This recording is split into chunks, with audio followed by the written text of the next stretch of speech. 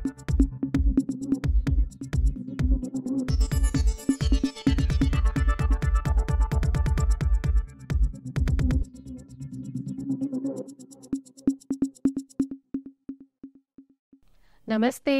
Welcome to the health show. मैं doctor Vandana Yadav.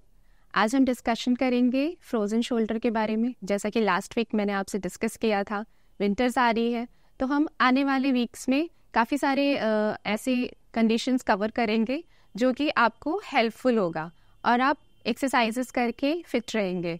और जिसमें से जोड़ों की प्रॉब्लम बहुत कॉमन है, तो इसीलिए आज मैंने सोचा आज हम डिस्कस करेंगे फ्रोज़न शोल्डर के बारे में। बिकॉज अभी क्या है, अगर हम रिसर्चेस देखें तो हर 10 में से एक व्यक्ति को फ्रोज़न शोल्डर हो रहा है, क्योंकि ये बहुत कॉमन हो रहा है। तो आइए हम समझते हैं क्या है ये फ्रोज़न शोल्डर और आपको है कि नहीं है। अगर है तो उसको आप कैसे ठीक कर सकते हैं, क्योंकि ये 2 या 3 महीने में या 6 महीने में नहीं ठीक होता है, ये पूरा साल भर लग जाता है कभी कभी। तो इसीलिए आपको इस फ्रोज़न शोल्डर के बारे में पता होना बहुत ज़रूरी है।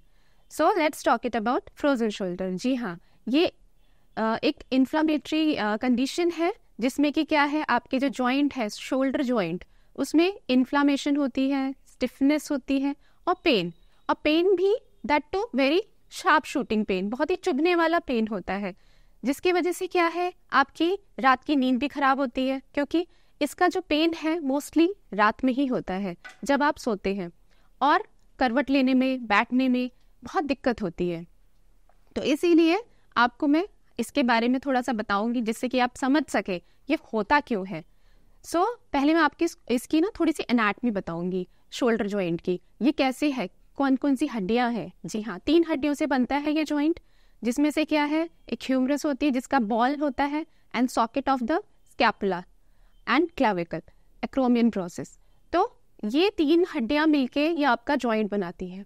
अब जॉइंट खाली हड्डियों से नहीं, कैप्सूल्स भी होती हैं जो कि उसको एक आकार प्रोवाइड करता है, उसको सपोर्ट प्रोवाइड करता है।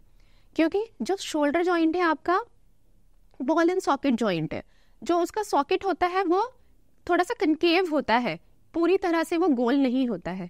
और जो आपका ह्यूमरस है, ये जो आपकी शोल्डर की हड्डी है, ये पूरा बॉल होता है। तो उस आकार को प्रॉपर प्रोटेक्ट करने के लिए और उसको proper mobility and support provide करने के लिए आपके शोल्डर में काफ़ी ज़्यादा सॉफ्ट टिश्यूज़ होते हैं, काफ़ी ज़्यादा कैप्सूल्स होते हैं। तो इस फ्रोजन शोल्डर में क्या होता है, वो जो कैप्सूल्स है वो काफ़ी ज़्यादा आपको दिक्कत करती है, क्योंकि वो चिपक जाती हैं। हाँ जी, इसको हम एडहेसिव कैप्सुलाइटिस भी बोलते हैं, क्योंकि ये जो आपकी कैप्सूल है शोल्डर जॉइंट की, ये चारों तरफ से आपके कंधे को जकड़ लेती है, चिपका देती है, जिसकी वजह से क्या है, बहुत पेनफुल होता है। और अगर आप कोई भी मूवमेंट करते हैं तो इसमें आपको बहुत तकलीफ होती है। और अगर कहीं ठोकर भी लगता है या हल्का सा टच भी हो जाता है तो उस पेन को सेटल डाउन होने में भी थोड़ा टाइम लगता है। सो इट्स वेरी, जो पेन का सिवियरिटी है बहुत ज़्यादा होता है। सो आइए हम डिस्कस करते हैं इसके रिस्क फैक्टर्स। हाँ जी, क्या रिस्क फैक्टर्स होते हैं, किसमें ये कॉमन होता है। सबसे पहला है कि अगर डायबिटिक पेशेंट है, हाँ जी, डायबिटिक पेशेंट्स में ये बहुत कॉमन है। दूसरा, हार्ट पेशेंट्स, अगर किसी को हार्ट डिजीजेस है, हार्ट की भी कोई भी डिजीजेस है, उसमें भी ये बहुत कॉमन हो जाता है। थर्ड वन इज इंजरी, अगर आपकी कोई शोल्डर इंजरी हुई है या रिकरेंट इंजरी हो रही है या शोल्डर डिसलोकेशन हुआ है रिसेंट, सो उसमें भी ये कंडीशन बहुत कॉमन हो जाता है। या फिर सिडेंट्री लाइफस्टाइल, हाँ जी, जिसमें कि आपकी थ्रू आउट द डे आपकी जो मोबिलिटी है वो बहुत कम होती है, उसमें भी बहुत कॉमन है ये फ्रोजन शोल्डर, जिसकी गतिविधि बहुत कम होती है। और नेक्स्ट इज थायराइड, अगर किसी का थायराइड कंट्रोल नहीं है, थायराइड में भी बहुत कॉमन है। उसके अलावा क्या है कि अगर आपकी कोई सर्जरी हुई है या शोल्डर आपका 3 से 4 महीने या 6 महीने इमोबिलाइज है, अगर आपने कंधे को मूव नहीं किया है जिस कारण वो चिपक जाता है, जिस कारण वो पूरा स्टिफ हो जाता है, तो इस तरह की बहुत सारे रिस्क फैक्टर्स हैं। और 2 और इसमें रिस्क फैक्टर्स बहुत कॉमन है, जैसे कि पार्किंसंस में भी फ्रोजन शोल्डर बहुत कॉमन है। एंड स्ट्रोक, कोई रीसेंट स्ट्रोक अटैक अगर हुआ है तो उसमें भी बहुत ज़्यादा चांसेस है फ्रोजन शोल्डर डेवलप होने के। तो ये सारे ही रिस्क फैक्टर्स जो है बहुत कॉमन है, तो इसीलिए हिस्ट्री लेना बहुत ज़रूरी है। तो जब भी हम असेसमेंट करें उसमें हिस्ट्री ज़रूर लें, क्योंकि उस हिस्ट्री से क्या है, हमारा जो ट्रीटमेंट वे ऑफ ट्रीटिंग है वो थोड़ा सा चेंज हो जाता है। बिकॉज हर एक उसमें क्या है, आपका जो ट्रीटमेंट है वो डिफरेंट होता है। जैसे कि अगर डायबिटीज़ है तो डेफिनेटली आप किसी को हॉट पैक लगाने को नहीं कहेंगे, because that will increase the injury. So in that also, उसके बाद क्या है, जो आपकी एक्सरसाइजेज होती है, in that also we will be taking much care, because if we will stretch it unnecessarily, so definitely there could be a injury, and what you will be doing, you are delaying the treatment। हाँ जी, जो उसका prognosis है वो हम delay करने लगते हैं। तो इसीलिए फ्रोजन शोल्डर में हिस्ट्री लेना बहुत ज़रूरी है, रिस्क फैक्टर्स पता होने चाहिए। Then we can further examine कि कौन सा स्टेज है। हाँ जी, फ्रोजन शोल्डर के 3 स्टेजेस हैं। द फर्स्ट वन इज जो कि 2 महीने से 9 महीने तक होता है, that is a freezing stage. And जो फ्रीजिंग स्टेज है वो बहुत ही स्टिफ रहता है, बहुत पेन रहता है, एंड पेन सिवियरिटी बहुत ज़्यादा होती है। इतनी ज़्यादा होती है कि हम क्या करते हैं, उसमें कोशिश करना होता है कि पेन पहले रिड्यूस करें। सो इन द फ्रीजिंग स्टेज हम कोई स्ट्रेचिंग नहीं करेंगे, एंड जो भी अवेलेबल रेंज होगा आपके कंधे का, within that only you need to do the movement. So जो भी रेंज ऑफ मोशन आप एक्सरसाइज करेंगे, active passive, that should be in the limited range, जो भी रेंज अवेलेबल है, unless and until there is pain. Because pain के beyond अगर आप स्ट्रेच करेंगे, so definitely it will be very painful, and as I told you it will lead to more injury, and उससे क्या है, आपका जो प्रोग्नोसिस है वो और डिले होगा, because it is going to take a much time for a recovery. पूरी रिकवरी में बहुत टाइम लगेगा, इसीलिए इसको बहुत ही धीरे धीरे ट्रीट करना है, and in a pain free range. So this was the first stage, that is a freezing stage. Second stage is frozen. Frozen stage last for 6 months to 8 months। उसमें क्या है, पेन थोड़ा कम हो गया है, बट स्टिफनेस इज मोर। आपकी जो range of motion है, जो कंधे का रेंज है, दैट इज नॉट इंक्रीजिंग। तो अब आप धीरे धीरे मूवमेंट करना शुरू कर सकते हैं, थोड़ा थोड़ा स्ट्रेचिंग करना शुरू कर सकते हैं, और आप होमवर्क भी देना शुरू कर सकते हैं कि आप घर पे भी 3 से 4 बार कीजिए। बिकॉज फ्रोजन शोल्डर बहुत ही आसान एक्सरसाइज नहीं होता है, या बहुत इजी नहीं होता है, बिकॉज लिटरेचर ये बोलता है कि ये सेल्फ रिवॉल्विंग है, अपने आप ठीक हो जाता है 2 से 3 साल में। But what we have seen practically, it is not going to be okay by its own, so we have to do a lots of hard work. हाँ जी, आपको खूब सारी एक्सरसाइजेस करनी होंगी जिससे कि वो ठीक हो जाए आपका 1 साल में ही। बिकॉज अगर आप वेट करते रहेंगे अपने आप ठीक होगा, तो आपकी जो डेली लाइफस्टाइल है वो इन्वॉल्व होगी इसमें, वो डिटेरियोरेट होगी। So from the starting you can just do few exercises, उससे क्या है, आपका डेली लाइफस्टाइल नहीं अफेक्ट होगा, और राइट ट्रीटमेंट होने से क्या है, और चीज़ें नहीं इन्वॉल्व होंगी। क्योंकि कंधा स्टिफ होते होते क्या होता है, सपोज राइट साइड का फ्रोजन शोल्डर है आपका, सो आपकी राइट साइड की नेक मसल भी इन्वॉल्व होने लगती है, क्योंकि इतना ज़्यादा स्टिफनेस होता है। तो एक जॉइंट ऊपर और एक जॉइंट नीचे, दैट इज़ योर एल्बो, वो भी अफेक्ट होने लगता है। Because what you start doing, suppose आपका हाथ सामने से पूरा ऊपर नहीं जा रहा, या साइड से ऊपर नहीं जा रहा, तो आप क्या है, मॉडिफाइड मूवमेंट करने लगते हैं।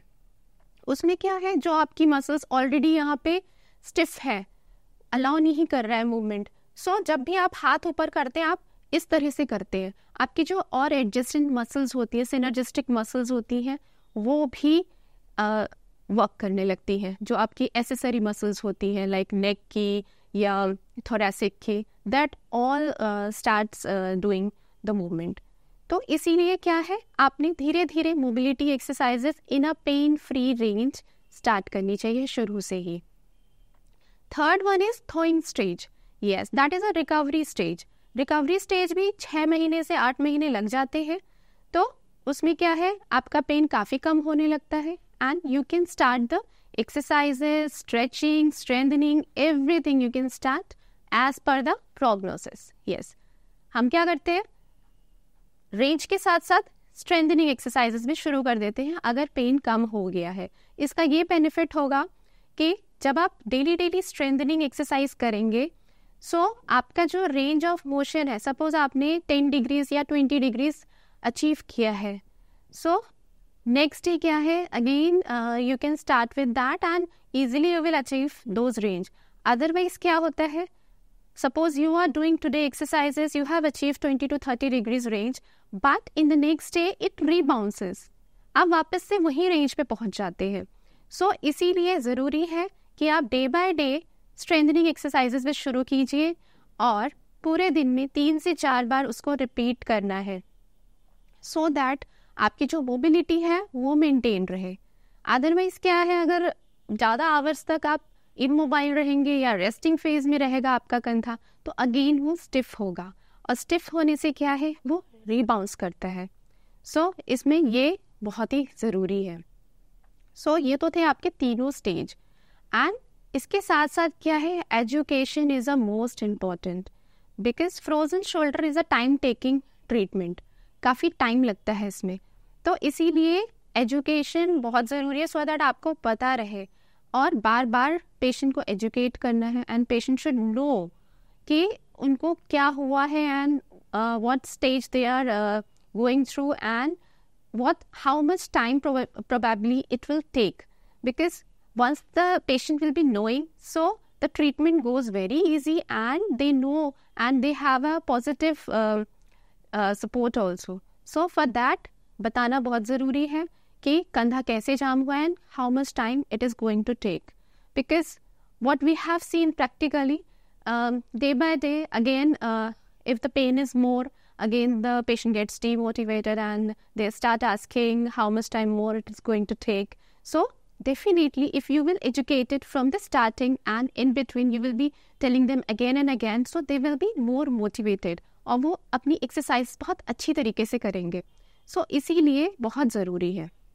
Now I will be telling you the treatment. क्या पॉसिबल ट्रीटमेंट हो सकता है and that too with the stage wise, because sometimes there is a myth and still it is there that injection doesn't works. But if I'll tell you, you are very sure that you are in a stage 1 and there is lots of pain and there is a lack of mobility also. So वो जो आपका ज़्यादा pen वाला stage है उसमें corticosteroid injection plays a very big role and that has a very positive and good effect. उससे क्या होगा कि आपकी जो मोबिलिटी है वो भी बेटर होगी, बिकॉज पेन थोड़ा सा कम हो जाएगा. So I will definitely recommend you if the pain stage is more and you are not able to sleep also and your daily lifestyle is affecting because of that, so you should go for corticosteroid injection and that is very effective in the initial stage, because आपका जो pen कम होगा उसकी वजह से क्या है, आपको एक्सरसाइज करने का मन भी करेगा. Otherwise, when there will be huge pain, so definitely you will be not willing to do the exercises. So, in the stage 1, you can go for corticosteroid injection. And उसके अलावा क्या है, few patients prefer Brufen, Ultracet, Tramadol. So, this also is effective and there is a relief for a few duration because of which you can do the exercises. But इतना इसका effect नहीं है. आपको ज़रूर रिलीफ तो आता है and you do the exercises, but if you compare with the corticosteroid injection, so that will give you more relief and that autoimmune inflammatory जो हो रहा है आपके शोल्डर में वो भी कम होता है. that suppresses it. तो इसीलिए that is more better. Next one is you should have an habit to move your shoulder in between. पूरे दिन में आपको 3 से 4 बार अपने शोल्डर को मूव करते रहना है and that too very simple movements है. जैसे कि हमारा जो सबसे पहले मूवमेंट होता है शोल्डर का, लाइक अगर हम शोल्डर को इस तरह से मूव कर रहे हैं तो पहले हमारा ये मूवमेंट ही अफेक्ट होता है.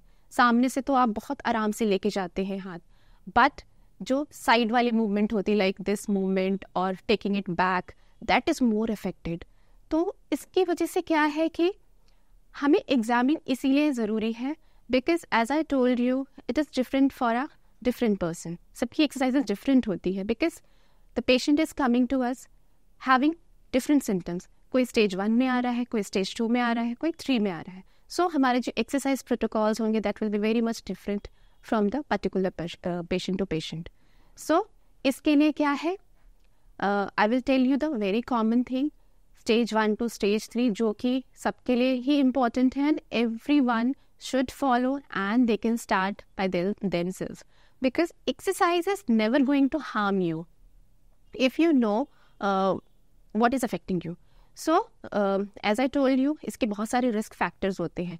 तो सबसे पहला जो आपने करेक्शन करना है, that is correcting your lifestyle. Yes, you should have an holistic approach. Yes, पहले तो आपको अपना nutrition and the daily lifestyle उसको ठीक करना है, because if you will see the risk factors which I discussed in the starting, उसमें सारी ही sedentary lifestyles थी, like diabetes हो गया, thyroid हो गया, obesity हो गया, heart disease हो गया, so like these things.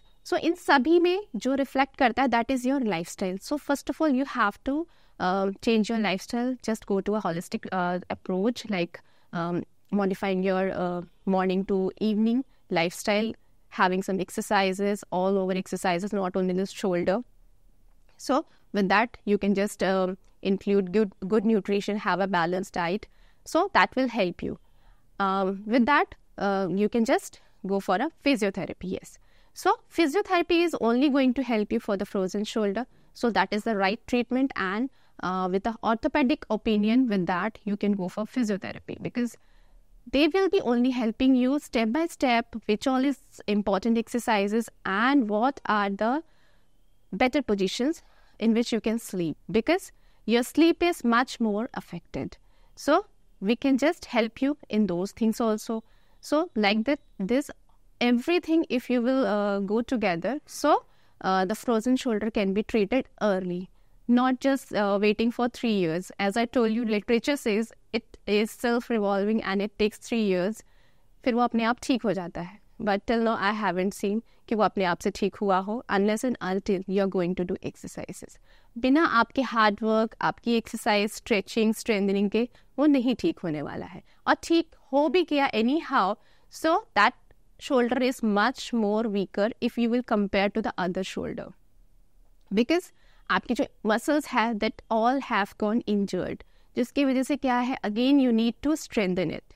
Yes, so only stretching is not going to help you. आपने स्ट्रेचिंग करके रेंज तो गेन कर लिया, and that too not full. Definitely 10 to 15 degrees are still limited at the end, but if you will be doing few strengthening exercises including your TheraBand, weight cuffs, so you can see the better results.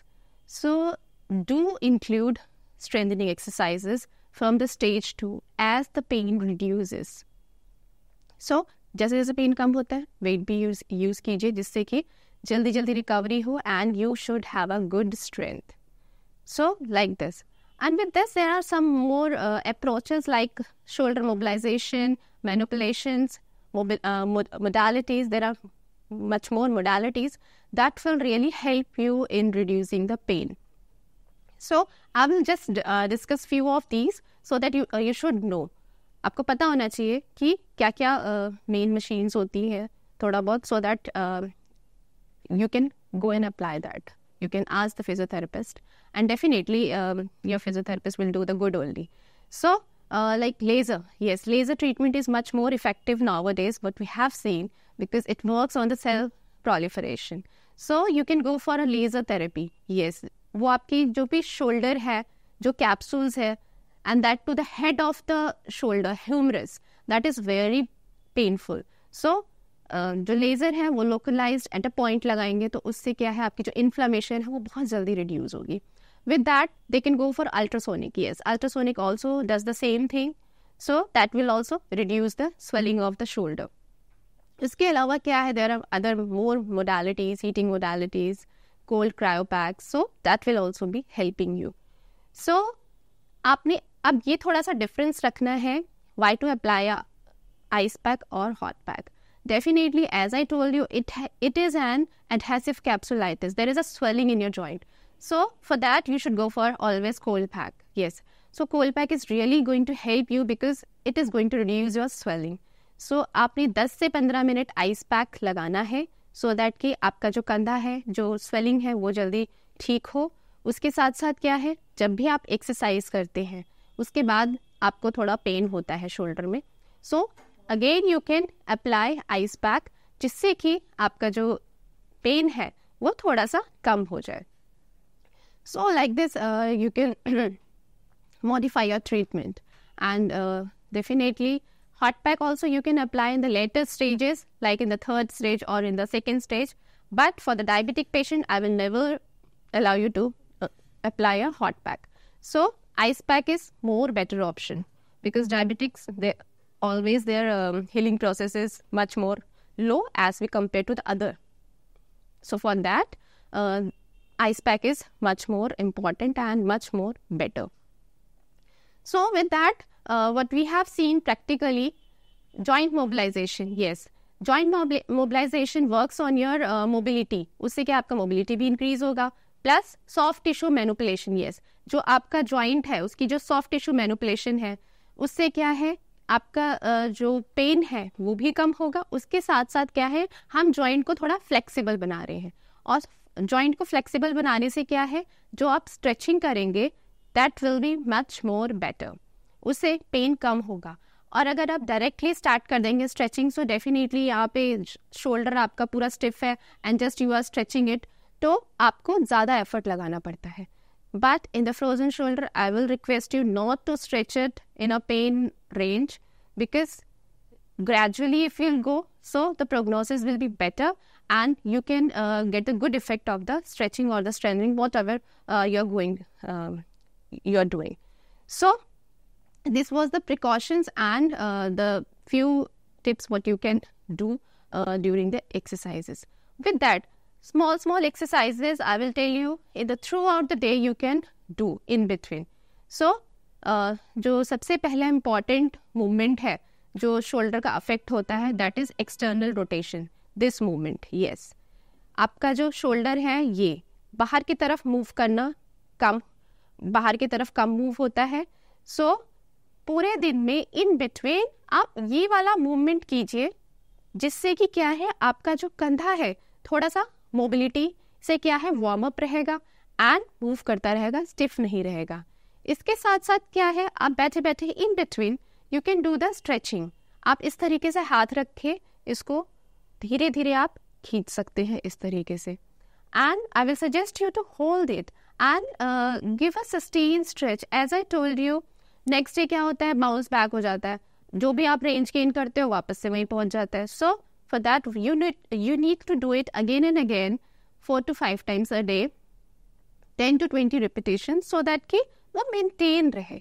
इसीलिए आपने एक तो ये stretching करनी है कंधे की, इसको मूवमेंट करके रोकना है. 1 2 3 4 5 6 7 8 9 10 like this. So like this you can just stretch your shoulder. इसके बाद क्या है, आप इस तरीके से करके ऊपर भी स्ट्रेच कर सकते हैं. When there is a lots of pain, I am doing it very easily, but patient is not able to do, so that should be very slowly. आप इस तरीके से इसको हाथ को रखेंगे यहाँ पे एंड धीरे धीरे धीरे very gradually you will go up. Okay, it is very difficult, I know, so just do it how much it's better for you, like this. आप अगर इतना ही कर पा रहे हैं स्ट्रेच, इतने पे ही just hold it for 10 counts. 1 2 3 4 5 6 7 8 9 10 like this. 5 to 7 repetitions is better. इसके साथ साथ क्या है, आप हाथ को सामने रख के थोड़ा सा मूवमेंट कर सकते हैं. देखिए, साइड वाला क्लॉकवाइज एंटी क्लॉकवाइज तो सभी करते हैं, but in the frozen shoulder this is not easy, so we will be just doing it modified. आप सामने से थोड़ा थोड़ा मूवमेंट करेंगे इन द 90 डिग्री, बिकॉज ये भी काफ़ी पेनफुल होता है. सो you will be taking a support. आपका जो सही हाथ है उससे आप थोड़ा सपोर्ट लेंगे and you will be just moving it in a pain free range. जितना आपसे होता है उतना ही करना है. Don't stretch it beyond the pain level. So like this you will be just moving it. इस तरीके से अगर आपका हाथ साइड में जाता है, because as I told you, आपका जो साइड का मूवमेंट होता है और पीछे का वो बहुत ज़्यादा स्टिफ होता है and that is more painful. So आप हाथ को सीधा भी कर सकते हो, फोल्ड भी कर सकते हो, आपको जैसे ठीक लगे. You can just move it round and round if you are able to do. Okay, इसके अलावा क्या है, आप पेंडुलर मूवमेंट करेंगे. स्टैंडिंग वाला मैं आपको डेमोन्स्ट्रेट करूंगी बाद में. Because that is I will tell you how to do it, because उसमें क्या है, किस तरीके से करना है, दैट मैटर्स, बिकॉज उसी पे डिपेंड करेगी आपके जो कंधे की मूवमेंट है वो और खुलेगी. सो आप बैठ के क्या पूरे दिन में करेंगे वो वाला मैं आपको बता देती हूँ. सामने से अगर आप हाथ ऊपर करते हैं, सपोज आज आपने इतना रेंज गेन किया है, सो इतना रेंज आपने गेन किया, तो with in that you will be just moving it 20 to 30 repetitions in a day 4 to 5 times. इस तरीके से इससे क्या है, आपका जो मूवमेंट आपने गेन किया है वो मेंटेन होगा. दूसरा, आप जब इसको बार बार मूवमेंट करेंगे, सो आपकी जो मसल्स है उसमें एंडोरेंस डेवलप होगी, और हमें एंडोरेंस डेवलप करना बहुत ज़रूरी है, because in the third stage we are going to do with weight. हाँ जी, हम थेराबैंड से या फिर वेट से करेंगे, जिससे कि इसमें और स्ट्रेंथ आए, जिससे कि आपका जो हाथ है वो पहले के जैसा फिर से स्ट्रांग हो, and you can do all the core activities. Otherwise हाथ फिर वीक रहता है. You are having some difference if you will compare both the hands. And if you have frozen shoulder in both the hands, so simultaneously one by one you can do both the sides. अगर एक हाथ में है तो आप एक ही side कीजिए, दो में है तो दोनों side, that will depend on you. So जैसे आपने ये सामने से किया, इस तरीके से आप साइड से भी कर सकते हैं इस मूवमेंट को.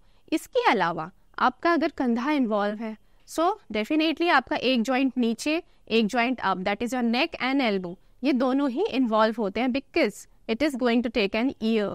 सो you will be taking care of your neck also, neck and elbow. So आप इन दोनों जॉइंट्स की भी एक्सरसाइज करेंगे, सो दैट आगे चल के आपका जो कंधा है वो एकदम फ्री रहे. अदरवाइज क्या होता है, नेक स्टिफ होने लगता है, then you start developing neck pain also. So with that आप नेक की भी स्ट्रेचिंग करेंगे. सिंपली 2-3 ही स्ट्रेचिंग करेंगे. Suppose you will be stretching like this, sideways and like this. So दोनों साइड आप स्ट्रेच करोगे 5 to 7 रिपीटेशंस. उससे क्या है, आपकी जो नेक मसल्स हैं वो रिलैक्स रहेंगी.